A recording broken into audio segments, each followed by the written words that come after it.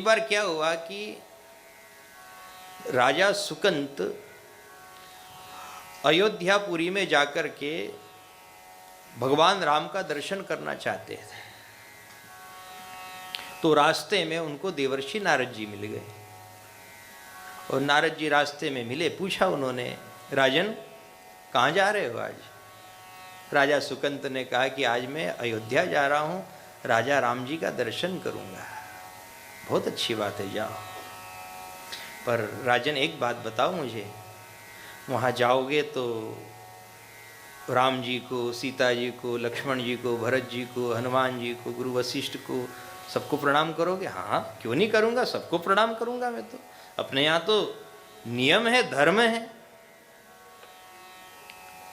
देवर्षि नारद ने एक अनोखी बात बताई।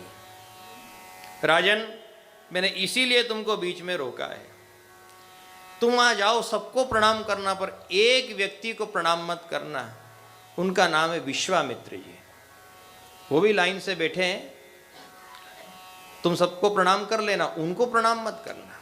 ये मेरी सख्त आज्ञा है। अब देवर्षि नारद का कहना कौन टाले। राजा सुकंत अयोध्या में गए, सबको लाइन से उन्होंने प्रणाम किया, पर नारद जी की बात याद आ गई, विश्वामित्र जी को प्रणाम नहीं करना, और उन्होंने प्रणाम नहीं किया। फिर क्या था, विश्वामित्र जी तो भड़क उठे कि भरी सभा में और मेरा ऐसा अपमान। सबको प्रणाम किया, जो छोटे मोटे साधु महात्मा बैठे थे उनको तक प्रणाम किया, और मेरे जैसे मूर्धन्य महात्मा को, वयोवृद्ध महात्मा को प्रणाम नहीं किया। वो अपने आसन से उठे और सीधे भगवान राम के पास गए और कहा, राम जी, आपके होते आपकी सभा में इतना बड़ा अन्याय, ये ऐसा अधर्म, ये कैसा राजा, सबको प्रणाम किया और मेरे को प्रणाम नहीं किया? इतना बड़ा अपमान सहन करके मैं तो जी भी नहीं सकता। आप राम हो, मेरा न्याय करो। राम जी ने कहा, महात्मन आप नाराज न हो, मुझे क्षमा करें।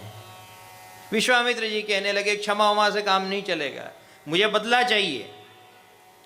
भगवान राम जी ने कहा, विश्वामित्र जी, मैं वचन देता हूं कि आज सूर्यास्त से पूर्व राजा सुकंत को मार डालूंगा, जिंदा नहीं छोड़ूंगा। वचन तय हो गई बात। अब फिर क्या था, ये बात राजा सुकंत तक पहुंची कि आज तो राम जी ने संकल्प ले लिया कि सूर्यास्त नहीं होने देंगे, उसके वेले निपटा देंगे। तो राजा तो घबरा गया, वो दौड़ा दौड़ा नारद जी के पास गया कि नारद जी, आपका क्या यही काम है क्या? लोगों को उलझाना, जबरदस्ती की आफत मेरे माथे धर दी। मैं अच्छा भला जा रहा था, सबको प्रणाम कर लेता, सबसे आशीर्वाद ही मिलता। आपने कहा कि इनको तो करना है और इसको प्रणाम नहीं करना है। अरे ये कोई बात हुई? बहुत बुरा उलझाया आपने। अब तो राजा राम ने संकल्प ले लिया, सूर्यास्त नहीं होने देंगे। अब मैं करूं तो करूं क्या, मेरी तो जान चली जाएगी। नारद जी ने कहा, सुकंत, अब जो होना था सो तो हो गया। अब तुम एक काम करो, यहाँ से थोड़ी ही दूर पे हनुमान जी की माता जी है जिनका नाम अंजनी है, वहाँ चले जाओ और वहाँ जाकर उनसे गुहार लगाओ, उनसे निवेदन करो, हो सकता है वो तुम्हारे प्राणों की रक्षा कर दे। अब देर मत करो, समय बहुत कम है, सूर्यास्त होने वाला। राजा सुकंत दौड़े दौड़े अंजनी माता की शरण में गए। जैसे ही दर्शन हुआ अंजनी माता का, चरणों में गिर पड़े, माँ मेरी रक्षा करो, माँ मैं मारा जाऊंगा, माँ मुझे बचा लो। अब अंजना माई तो ममता की मूर्ति है ना, हनुमान जी की माता है। उन्होंने कहा, राजन आप दुखी मत हो, आप क्या चाहते हो मुझे बताओ। उन्होंने सारी बात बताई कि आज सूर्यास्त से पूर्व ऐसी ऐसी घटना मेरे साथ घटने वाली है, आप वचन दो और मेरी रक्षा करो। अंजनी माता ने वचन दे दिया, राजन तुम मेरी शरण में आए हो, मेरा वचन है तुम्हारा बाल भी बांका नहीं होगा, जाओ। अब थोड़ी ही देर बाद हनुमान जी महाराज आ गए। हनुमान जी महाराज ने आकर के अंजनी माता को प्रणाम किया, पूछा माँ आपने बुलाया मुझे, क्या आदेश है? माँ ने सारी बात बता दी, बेटा ऐसी ऐसी बात है और मैंने एक राजा को प्राण की रक्षा का वचन दिया है और तू भी मुझे वचन दे कि उसके प्राणों की रक्षा करेगा। हनुमान जी महाराज ने भी वचन दे दिया, माँ ये हनुमान की प्रतिज्ञा है, मैं राम की प्रतिज्ञा लेता हूं कि आज राजा सुकंद का बाल भी बांका नहीं होने दूंगा। लेकिन इतने में ही राजा सुकंद बोल पड़े कि हनुमान जी महाराज आप राम के नाम की प्रतिज्ञा तो ले रहे हो पर मुझे मारने का संकल्प भी राम ने ही लिया है, अब होगा क्या? तो हनुमान जी भी चक्कर में पड़ गए कि करें तो करें क्या, बहुत बुरे उलझे अपन तो। नारद जी ने बहुत बुरा उलझाया सबको। इधर अंजनी माता ने वचन दे दिया तो वो उलझ गई, इधर देखो तो राजा तो उलझा हुआ है ही सही, हनुमान जी महाराज भी उलझ गए, अब करें तो करें क्या? अब यदि किसी का भी वचन खा ली जाए तो बात बिगड़ जाएगी। हनुमान जी महाराज भक्ति के आचार्य है, उन्होंने राजा सुकंत से कहा कि सुकंत अब ज़्यादा समय व्यर्थ गंवाना उचित नहीं है, भगवान राम ने तुम्हें मारने के लिए 3 बाण निकाले हैं, ठीक है 3, एक से नहीं मरेगा तो दूसरा, दूसरे से नहीं मरे तो तीसरा।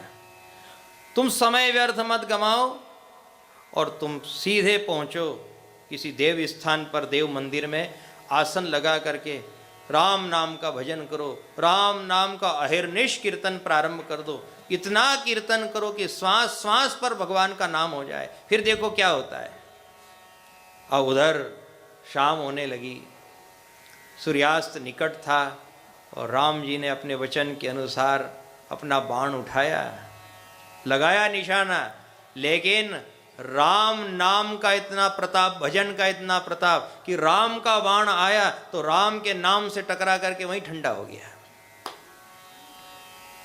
अब तो राम जी को भी बड़ा आश्चर्य हुआ कि मेरा बाण और खाली चला गया। अब राजा सुकंत तो भगवान के ध्यान में लगे हुए हैं, मरता क्या नहीं करता, खूब भजन करे, खूब खूब भजन, राम नाम बोलो मन हरे राम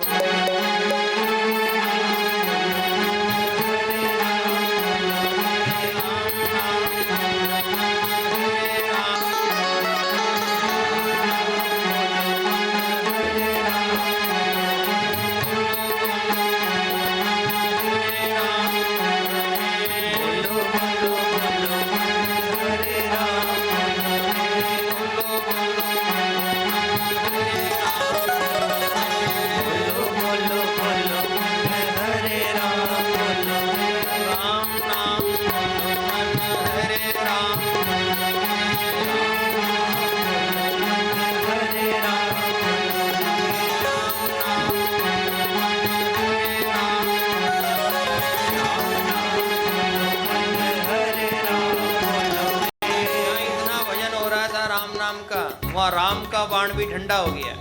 अब राम जी ने विचार किया क्या करूं, दूसरा बाण निकाला। नारद जी ने विचार किया कि अब ये अकेला राजा भजन करे, अकेले आदमी से काम होने वाला नहीं है। नारद जी खुद आकर के बैठ गए, खुद आकर के बैठ गए और कह दिया कि अब मैं भी तुम्हारे साथ भजन कर रहा हूं, अब देखो क्या होता है। अब राजा अकेला नहीं रहा, साथ में नारद जी भी भजन कर रहे हैं और ऐसा भजन प्रारंभ किया। राम जी ने दूसरा बाण चलाया, दूसरा बाण भी ठंडा हो गया। अब क्या करें, दूसरा बाण भी खाली चला गया, तीसरा निकाला। अब नारद जी के मन में एक युक्ति आई कि अब तक अकेला राजा था, दूसरे बाण में इसके साथ मैं भी भजन में इसका साथी बना, अब तीसरे में तो एक काम करो, अब हनुमान जी को ही बुलाओ और हनुमान जी को भी अपने पास बिठा करके हनुमान जी के संग में ही राम नाम का जप करो, तब जाकर के बात बनेगी। अब तीनों की तिकड़ी हो गई और तीनों बैठ करके अहिर्निश राम नाम का जप करने लगे। राम जी का तीसरा बाण आया, वो भी ठंडा हो गया। अब तो राम जी विचार में पड़ गए और सोचा कि अब मुझे पास में जाकर के स्थिति को समझना पड़ेगा कि आखिर बात क्या है, मेरे बाण खाली क्यों जा रहे हैं। राम जी चलते चलते आए तो क्या देखते हैं कि राजा सुकंत भी, साथ में देवर्षि नारद जी भी और साथ में श्री हनुमान जी भी, तीनों मिलकर के राम नाम का अखंड भजन कर रहे थे। तो भगवान राम भी इस बात को मान गए कि जहाँ मेरा अखंड भजन होता है वहाँ मेरा वचन, मेरा संकल्प और विधाता का विधान भी बदल जाता है।